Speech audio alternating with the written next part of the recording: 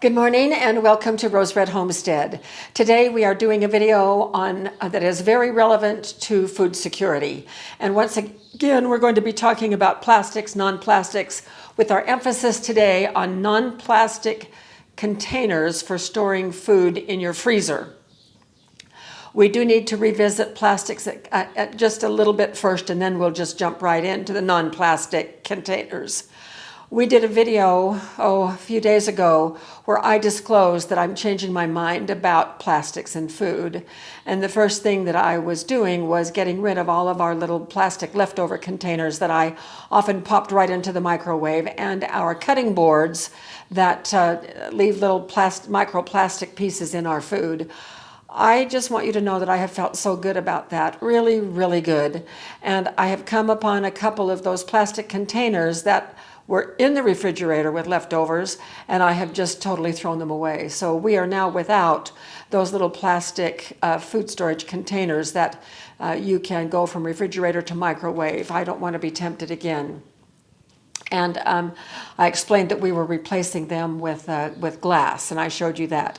I also showed you that we were replacing our cutting boards with these bamboo cutting boards. Now I want to show you one more thing. As I adjust to new ways of doing things, sometimes I come up with new and better ideas, and this is the case here. Now, this is a bamboo cutting board that I've had up in my cabinet for probably a couple of years, and it has held up really, really well. This is a glass cutting board that I have had for eons. There are two in the set. I have the other one up at the cabin. And several of you commented on how am I going to clean this when I cut meats on it? And I thought that was such a good question, and it really gave me pause for thought. So I went rummaging through my cabinets up here above the refrigerator, and I found my glass cutting boards. And here is one. So I have decided that when I do food prep, meat is going to be prepped on glass. Everything else will be prepped over here, mostly vegetables. So this will be so easy to clean. It has a rough side and it has a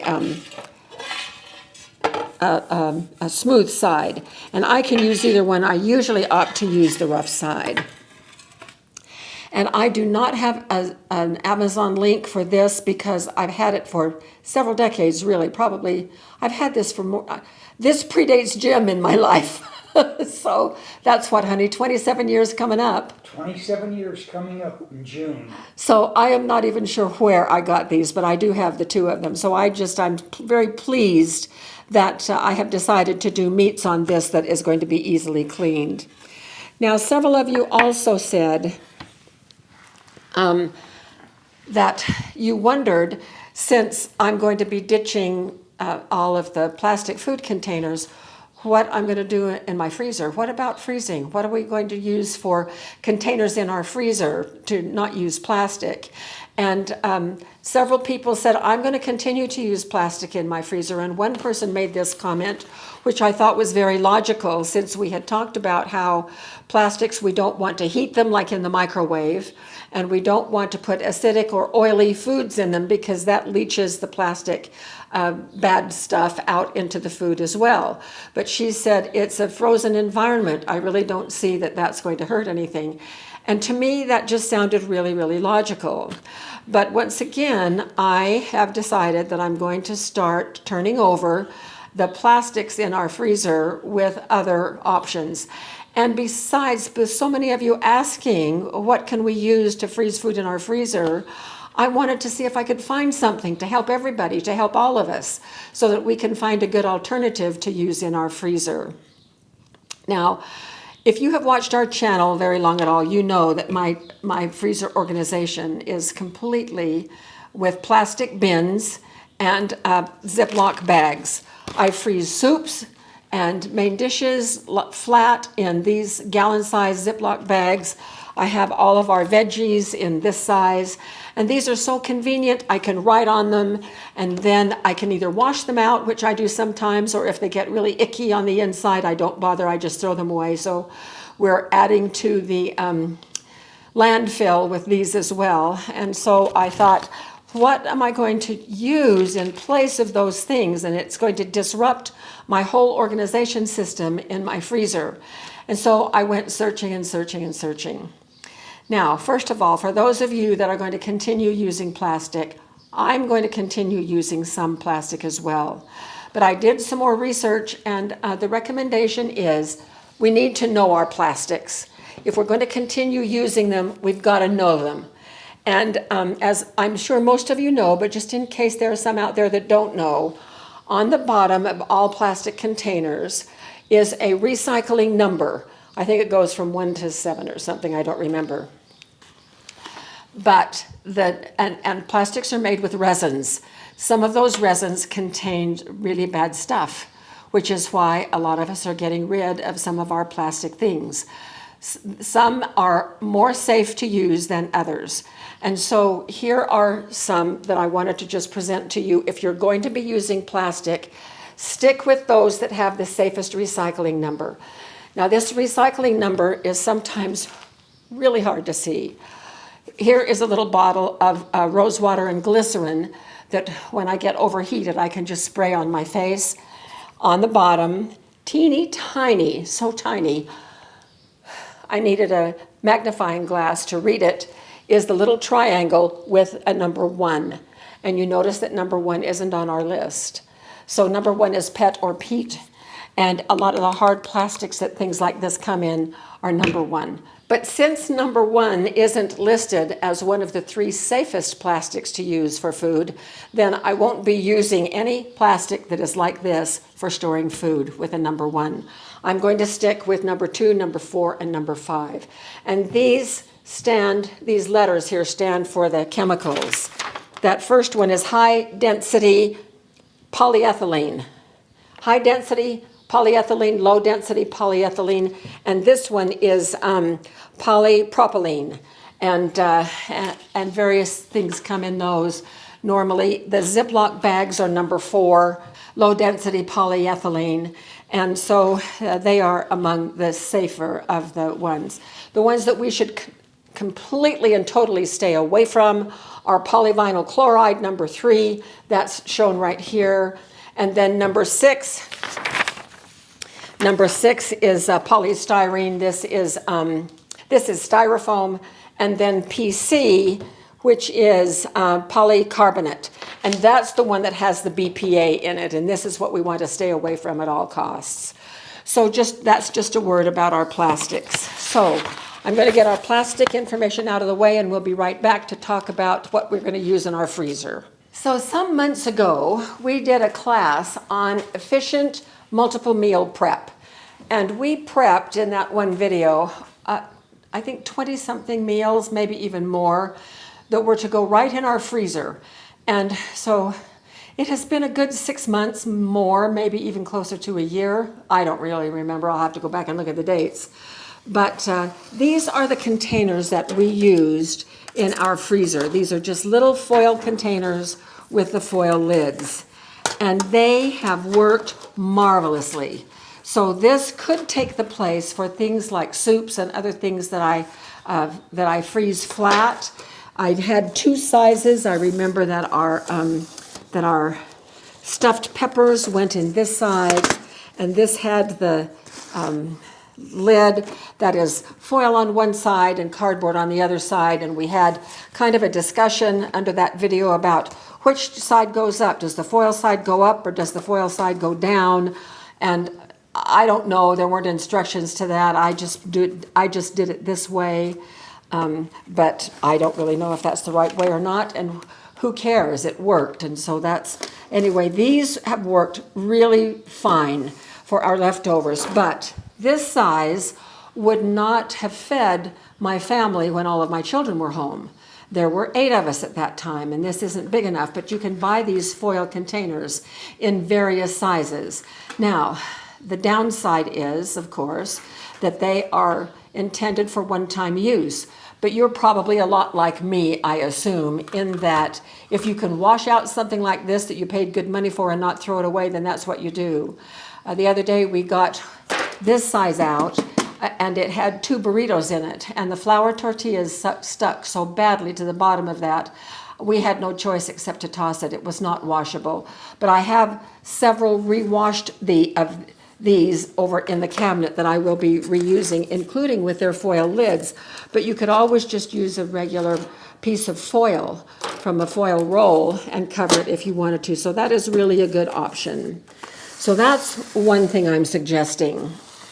Now, you can also use glass. Glass works in your freezer. I don't like glass in my freezer.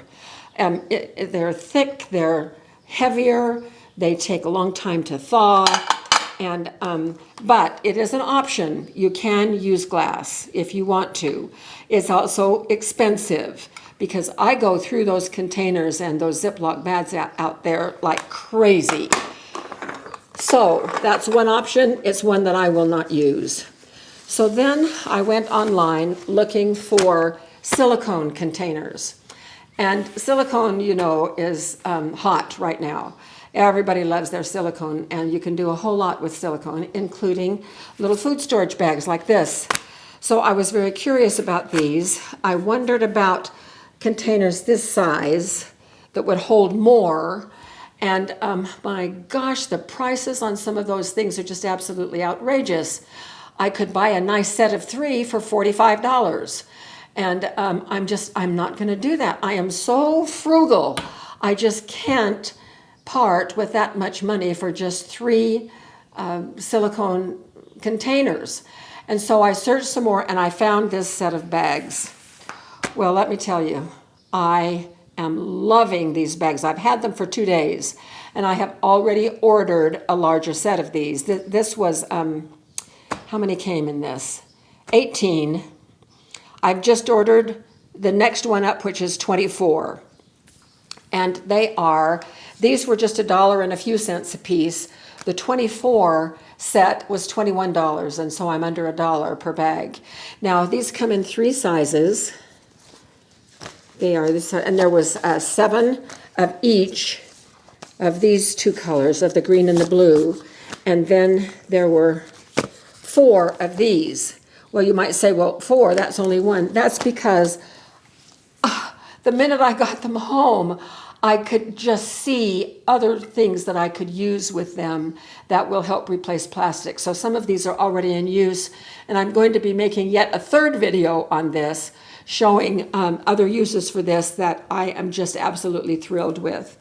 But these might work in my storage setup in my freezer. And we're going to find out right now.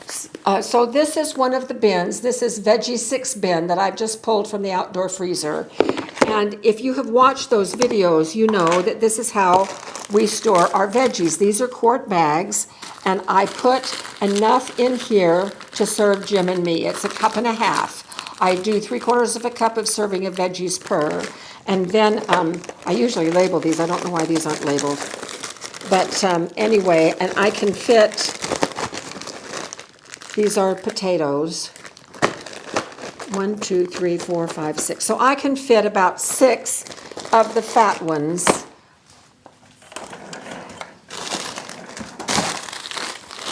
So here is one of peas that I did, and I can do about 8 of this size in these bins. And notice how perfectly these fit. So, well, these don't fit so perfectly here. They're just a little bit too long. But we're going to try something. How many of these do I have? 1, 2, 3, 4, 5. I only have 5. I've been using some. So let's see what happens. Now, I am not going to go into all of my freezer stuff right now and change out all of these bags. I'm just doing this one for the video. But as we replace vegetables, if these are going to work, then I will be packaging new stuff in these. And these are far more affordable than the other options in silicone, I can tell you. And I have put cold water in these and sealed them, and hot water in these, and done everything I can think of to try to test them that way. And so far, so good. So here's one. And let's put our peas in one.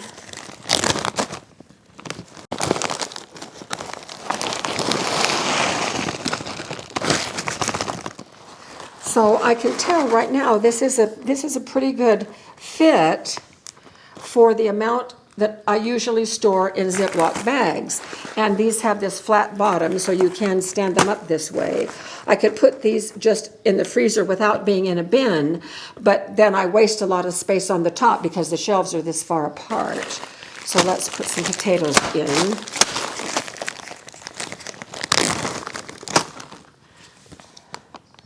I want to see if we can get these in there.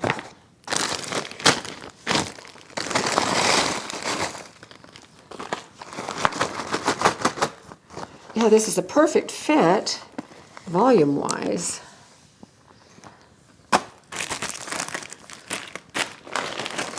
All right, so let's just set these aside and see. Well, They fit. I can get them to fit Yes, you can. just by, and if I mash the contents up a little bit, these can fold down. I am going to be loving this.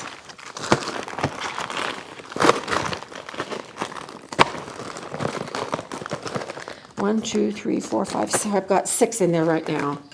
So, Jim, I'm thrilled. These are going to work here.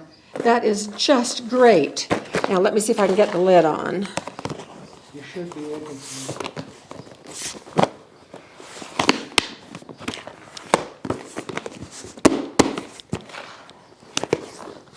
All right. Ta-da! Boy, am I tickled to death. And I know that I can also use the larger size for some things, probably not the stuff that goes in the bins, but these are large enough. These are, it says, well, and they have such nice markings, scales.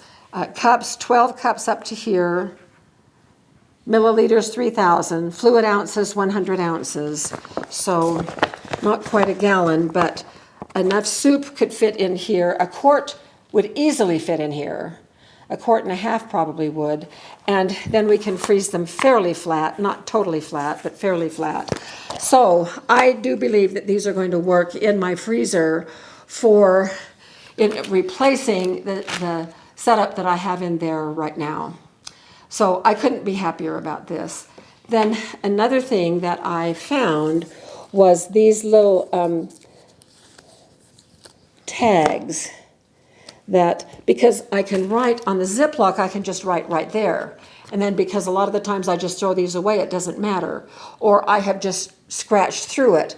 I don't want to be writing on these, but these tags, what they say about these tags is that they stay on as long as you want them.